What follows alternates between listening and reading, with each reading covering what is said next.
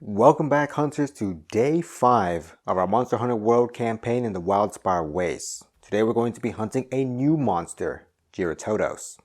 I forgot to mention in the last episode how the new upgrade for our insect glaive, the Datura blade, is sort of a direct upgrade from the blooming glaive, in that it takes out the same 2 cards that the previous one did and adds the same 2 cards as the previous one did, but it takes out 2 new cards in the form of Descending Slash and swaps them out for Poison Slash. Here we'll see the attack gains poison damage and a break icon. Otherwise, the card is the same. While our attack deck may not change too much with this, the damage pool of the weapon itself has changed. It adds a few more 3 damage cards and removes a 2. Meaning our probability of drawing a 3 is more likely and the weapon lasts longer. Not only that, when I sat down to play this, I realized that neither of my hunters need poison greaves because we're not fighting Puke Puke. So for my insect glaive, I replaced those boots with the chainmail trousers he used as his starting gear because that has defense. And the charge blade, I went and created some bone greaves for him so that he could have 1 defense at least on his feet, as opposed to nothing at all.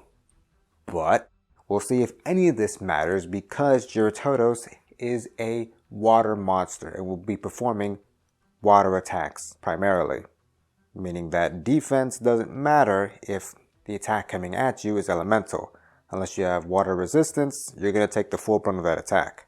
Both my hunters have at least 1 water resistance, but I don't think that's going to account for much. But without further ado, let's start hunting Jyuratodus. Adventure starting here, gain 1 potion. A young scholar has gone missing in an area you know a particularly vicious and hungry Jyuratodus hunts. It's not a set of circumstances likely to make you feel optimistic, but you've been tasked with finding the scholar and bringing them back, or whatever's left of them. You know, it's odd. The options here are if the scholar is alive, they can wait a little longer to be rescued. Or we can race to where the prey was last seen. Now you would think if we're trying to save the guy, we'd run over to the monster, fight him, and then hopefully find the guy afterwards. But if we do that, we shuffle the betrayer card into the time deck. That doesn't sound like we're really helping the guy, so let's see what we can do, see if we can't quote-unquote find him in this tracking quest, but I doubt it really accounts for much. But in trying to find him, it sounds like we're kind of letting him die. If the scholar is alive, they can wait a little to be rescued. Okay, let's pick that. Discard a time card. Each hunter gains 1 monster hardbone. We progress to entry 27. Now, what I'm really looking for is, I believe, some keen bone and quality bone. Because if I can't get enough Jyuratodus material to make a new weapon for the charge blade, I can try and upgrade his bone or ally weapon. And I believe I need those bones to get that out of him. So, entry 27. You reach the outskirts of the swamp. Mist is gathering, visibility down to almost nothing. There's a silence even your piercing whistle can't quite pierce. Almost enough to make you feel scared. And that's before you find the picked clean carcass of the monster protruding from the water. Discard 1 time card. Of the monster? That's weird. Is this a different Jyuratodus? It doesn't really make a whole lot of sense.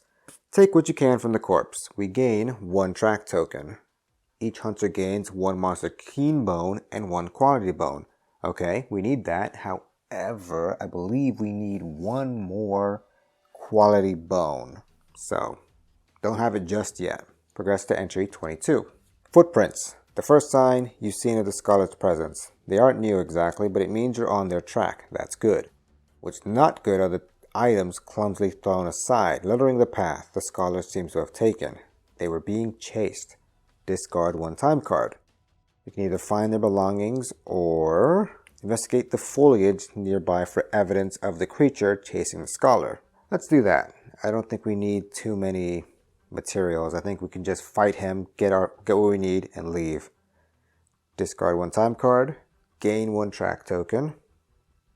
Each hunter gains 1 Jyuratodus scale. Okay, progress to entry 18. there's an explosion of water.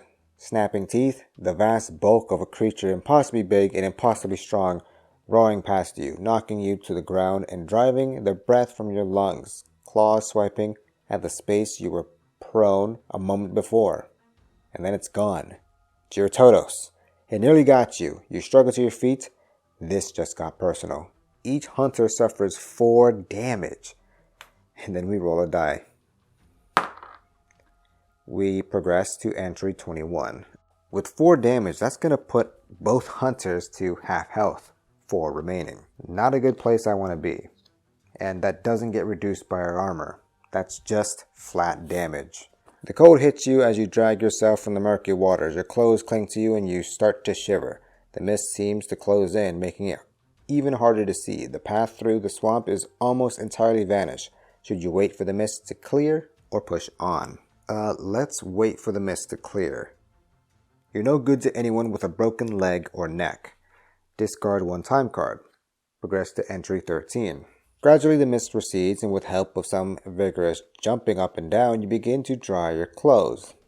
The weight hasn't been wasted though. You've studied the tracks of Jyuratodus, readying yourself for the next encounter. Gain 2 track tokens. We either need more recovery time or press on through the swamp. I think recovery time is good, but is that they both discard 1 time card. And I think I need to just press on before I waste too much time. The mist is thick, but you need to press on into the swamp. We discard 1 time card and gain another track token. I actually kind of want the forward bite here because it's a physical damage attack while the other 2 are water damage, but oh well. Entry 9. Soon the mist has left you utterly disoriented. No sign of the scholar or Jyuratodus anywhere. Only the splashing of your feet in the water, the color of Rathalos' eye. We either hear something or we make little progress, but the slow paces enables you to recover a little. Let's do that. Discard 1 track token. Each hunter recovers 2 health, putting us to 6, but thanks to the Puke hood the insect glaive has, anytime they recover health that's not from a potion, they recover an additional health. It's one of the most useless armor abilities in the game, but it is what it is. I guess we'll take that health. If the party has less than 3 track tokens, we do not. Shuffle the aimless wandering card into the time deck. No. Progress to entry 11. You're utterly lost. You have no idea where you are, where you're meant to go. Nothing to follow. There's just fog and mud. You curse. Sometimes you hate this job. Discard 3 time cards. 1, 2, 3. And progress to entry 28. The ground in front of your feet is suddenly a yawning red gulf, along the edges of which you can see so many teeth. Leaping backward, you bring your weapons round. Battle is joined. Reveal your track tokens and check the scout file level. Begin the hunt. We have 2, which is equal to the minimum, meaning we will put forward bite into our deck. Alright, I'm actually very okay with this. I think it was the easier of the 3 cards. We shuffle up and we begin. Now, Jyuratodus' ability says whenever he's on a pawn node, his behaviors will get an additional dodge difficulty. So let's try our best to avoid fighting in the middle here. Alright, so I've cleaned up my board. Place these 2 Palico tokens as reminders that I have 2 potions. And shuffle Jyuratodus' behavior deck, so now we are ready to begin. Starting with Jyuratodus. First thing you would do is Shark Bite, looking for the farthest target. That'll be the insect glaive, going 3 forward. 1, 2, that'll be 3. Placing ourselves like such. Now this will be 8 water damage unless we dodge with a difficulty of 3. So I do have to do that, unfortunately. So I'll get rid of this and that, because otherwise I'd be carded immediately, and I don't want that. So our window is 2 turns, 2 cards. Starting with the insect glaive, you're right here. Let's reveal our first card. We have a white insect. but unfortunately I can't do anything with that, so I'll just do 2 wide sweeps, doing 2 and then 3 damage, but the head has 2 armor. All the arcs have 2 armor all around except for the rear, which has 1. So these only do 1 damage each. And I'll just back up for now. Our time card says keep hunting. Alright, Charge Blade, can you even make it here in time? Unfortunately, we're going to have to get rid of this shield block, put it face down. That's 2 spaces. We're still not there yet, but luckily I do have a /. That's going to get us over just like that. 1 card of damage, only does 1 damage. We are just doing baby pokes here. Hitting with another powered stroke, 3, 4. That does 2 damage. Hey, what an improvement. Down to 60 health. Our card is a suspended boulder, which could do damage to him instead of me. But will it? If we put it on 1, it's gonna naturally roll back to 1. Okay, it didn't, but we take that as well. That's 5 damage, putting us down to 55. That makes up for that pitiful display at the beginning. Next behavior, a backflip. This will hit both our hunters. Although this time, now it's only 7 damage. It's still water damage, so the insect glaive reduces that by 1, taking 6, putting us down to 1 HP. If the charge blade took that, that would be death. Unfortunately, I think we're gonna just have to make it so. I should have defended myself, but I didn't. And I pay the price. That's a cart. Losing 2 time cards just like that. Unfortunately, that is what it is. So when it's the charge blade's next turn, which I want it to be right now, we have to come back at this location. Now moving for free gets me over here, and I don't have the distance to actually make it to you without discarding a lot of cards, and I don't want to do that. But I guess I might as well shield block run over to you like this. And now that I'm closer, do I even really want to bother? If I put down another card for sprinting, I can be here.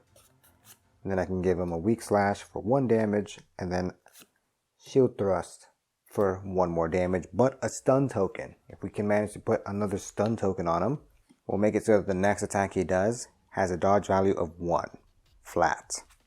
Ending the turn, we'll find a Nitro Toad. Let's try it again. If we put it on 1, unfortunate. I now have 2 reduced armor, but we've got plenty of time. Insect glaive here. Start us off. Moving over, I have an orange Kinsect, which I will be able to make use of. Here we'll do a poison slash combo to the head. Actually, yeah, let's do it. Well, let's do it to the side. His right fin will take 1 card, which is just 1 damage, but we will put a poison token on him as well. So if we can get another one of those, we'll inflict poison. Then we'll hit him with the Reaping Slash. That's 2 and 4 for 2 damage. Down to 50. Now I end my turn with an orange Kinsect, meaning I get to discard 2 before drawing time. Time says Tactical Shift. 2 hunters may move 1 node each. I don't think I need to do that. We'll stay as is. And so our insect glaive can go once more, revealing the red so that we can thrust for 1, 4, 7 to the fin, meaning it's 5, putting us down to 45. Then we'll get in with that poison again, triggering it, dealing 1, 44, and putting another break token. That's 2 of 4. Time says to keep on hunting. Charge Blade, I don't know if you can necessarily do anything here, but hey, try your best. Shield block. Actually, Here, let's try this. If we powered stroke to the side, that becomes 3, that's just 1 damage.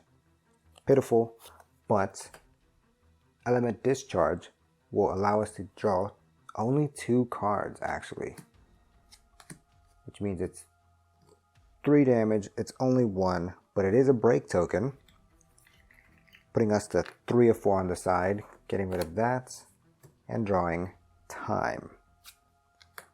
A rampage. This might be a bad spot. Jyuratodus will go, and although poison activates at the end of his turn, I'm just going to do it now. Put him to 40 just so I don't forget. Direct Rush will have him go after the Charge Blade for 4. 1, 2, 3, 4. Hitting everyone in front and in the sides, missing our Insect Glaive. Now this attack will do 8 damage, being reduced by 3, but my armor is reduced by 2, meaning I only reduce it by 1, and I take 7, and I'm down to 1 HP. But that's not it. Rampage says, do it again. Going 1. Going 2.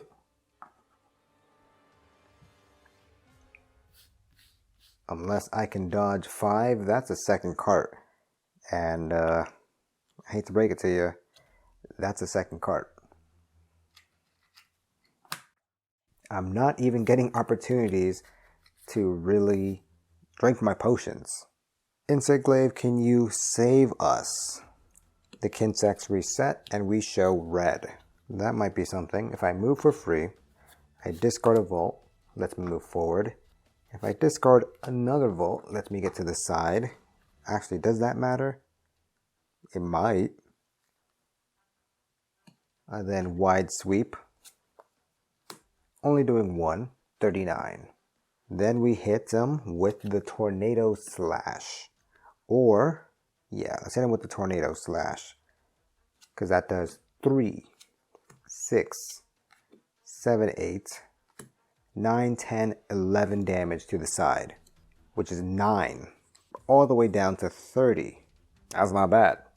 The damage deck is run through though, so I imagine I'll suffer for that later. We draw Miss Red,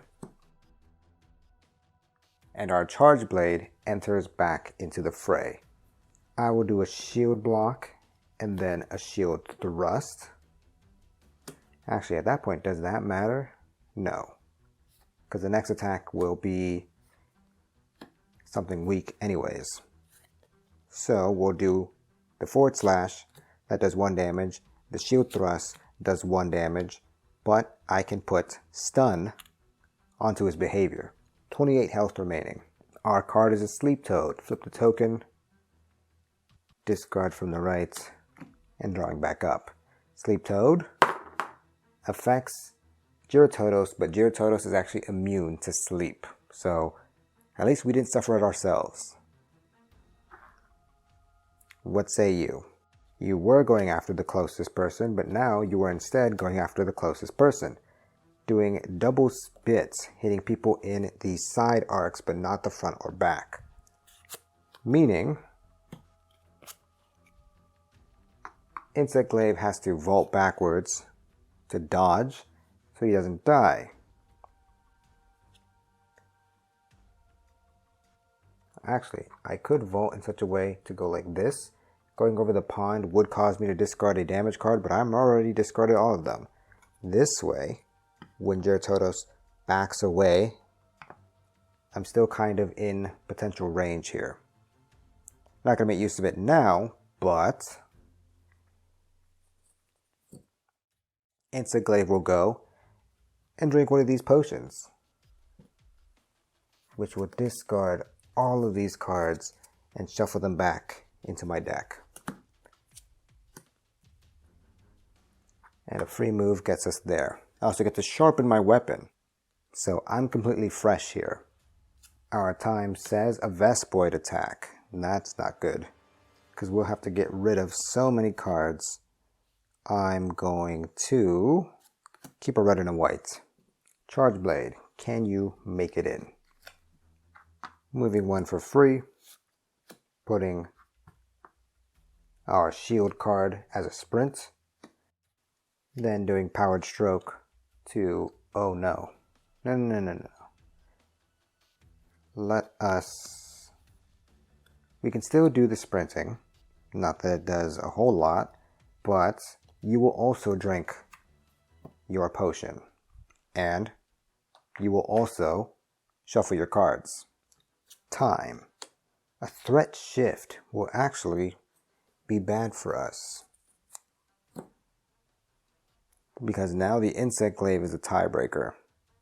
I think we'll have the Insect Glaive go, revealing our orange, not that I really need it, going to the rear, hitting him with the thrust. That's 3 cards for 3, 4, 5, 6, that's 5, 23. And then a jump advancing slash for 3, 6, that's another 5, 18, and putting a break token onto the tail. See if we can't do that. Oh great. Our time card is another threat shift, meaning pass your tokens along and pray you don't die. Jyuratodus, what do you do? Forward bite. Looking at Charge Blade, we go 1. Have to be there. That's 2. 3.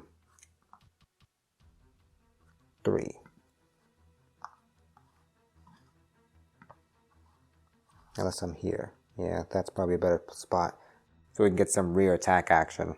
The bite will be a physical attack, reduced by 3, for a total of 6 damage. I'm down to 2. 2 turns to attacks. What can we do with it? Well, the Charge Blade has to go, and so we move off to the side and do 2 Powered Strokes. First one does 1 damage, the second one does 1 damage. I am incredible. I know. I surprise myself. I really do. Tactical Shift. Up to 200s may move 1 node each. Let's go. I really needed that. So the Insect Glaive has positioning now.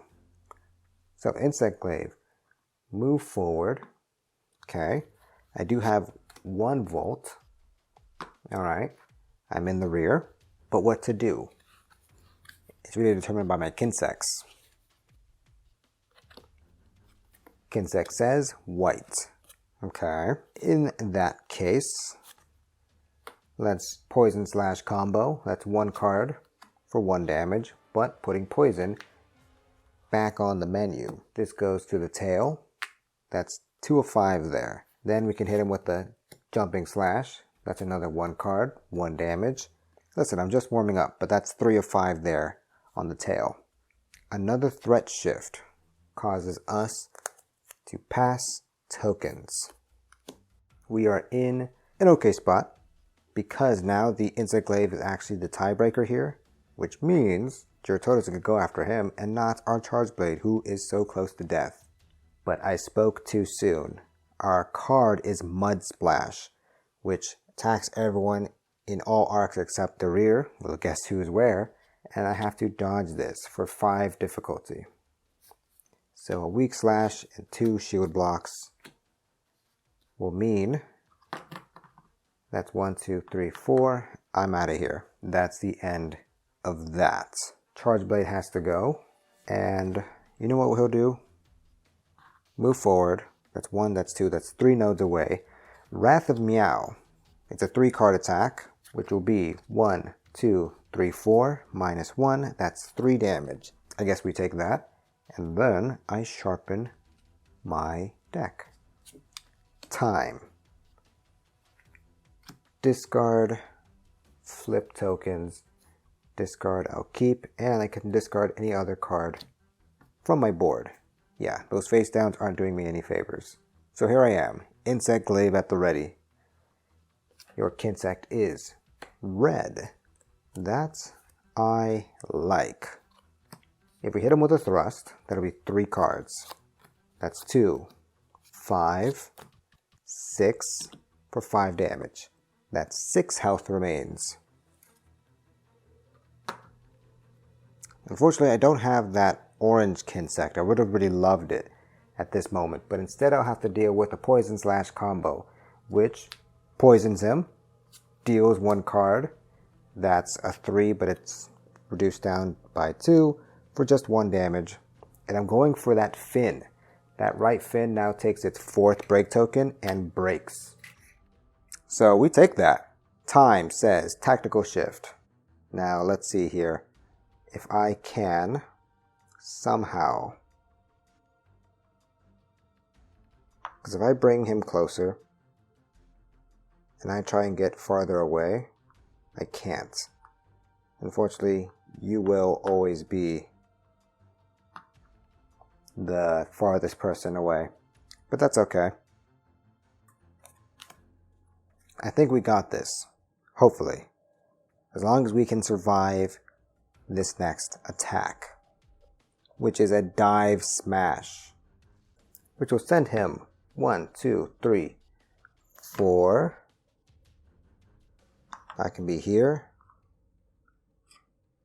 You can be looking at me. This will do 8 damage, which of course will kill me unless I dodge for 5. So that means I have to really get rid of my hand. So we have a shield block for 2. We have a power stroke for 2, that's 4. And then, let's see, elemental round slash, that's 5. Meaning, yeah, I'm just leaving here. 1, 2, 3, 4, 5, right? From here, it's 1, 2, 3, 4, 5. Yeah, that's gone. If only I had another potion, but I don't. We do have 3 turns, 3 cards. Charge Blade.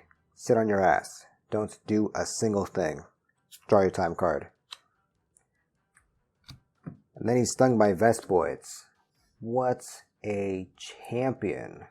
I have a plan. Not that I think that I can enact it, but if he gets close to me, oh boy, I'm gonna get you.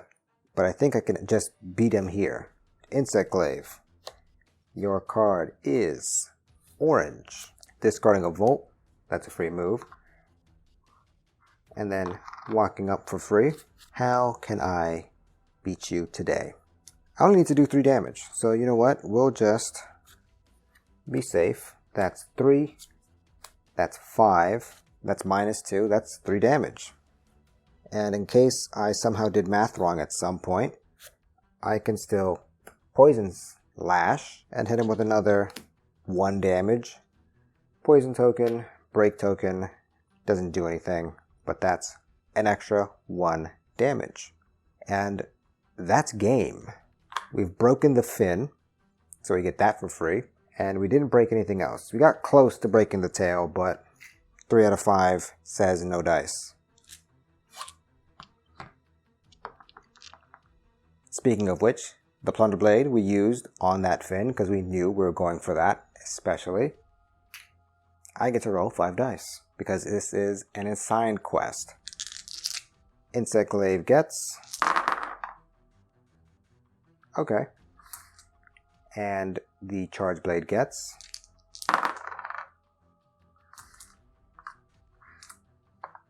I'll be right back with what we find. Alright, having done all the carving I can, I can't make anything. I'm missing a single shell. I've got the fins, I have 1 shell, and I've got an aqua sac. But I can't make it without that other shell. And then, looking at the armor, I don't need to make the helmet, and even if I wanted to, I couldn't. I can't make the chest piece because I don't have torrent sacks, which doesn't appear on the reward table, which I know can be found in the quest book, but that's hard to find. And then I need a wyvern gem for the boots, which again isn't on the Jyuratodus reward table. So it's like Wow, you really expect me to go hard in those quests in that tracking phase where I'm trying to find the monster. So that's unfortunate. I can't make anything new here. And I can't make the bone or metal weapon because I don't have those resources either. I wonder if I should fight a Baroth just so that maybe I could have easier access to the water resistance in those pieces of armor before I farm Jyuratodus more to get the Charge Blade's purple rarity weapon. It's an interesting proposition because right now it's possible to fight him, but man, does my Charge Blade suffer. And I think we'd be easier off fighting Baroth, and I think possibly, I'm basing this off of nothing, but I think tracking Baroth might give us more generic resources like ores and bones, etc. Because I'm also missing just one quality bone in order to make the upgraded bone weapon. I'm missing those ores for the metal weapon, and then I'm just missing a shell for the Jyuratodus weapon. Let me know what you think in the comments below. I'm leaning towards Baroth, personally. It's been a while since we faced him, so hey, you know what? He deserves some more love. But thanks for joining me for another episode of our Monster Hunter World campaign in the Wildspire Wastes. If you've been enjoying this series, please subscribe to the channel and tickle some bells in order to get notified when these videos come out. I'm excited to continue the campaign and start new ones to showcase different content. If you have any advice for me, leave it in the comments below. I try to read every comment that comes in and respond to any questions you may have. So don't be afraid to ask me anything. But that's all for now. Thank you for watching.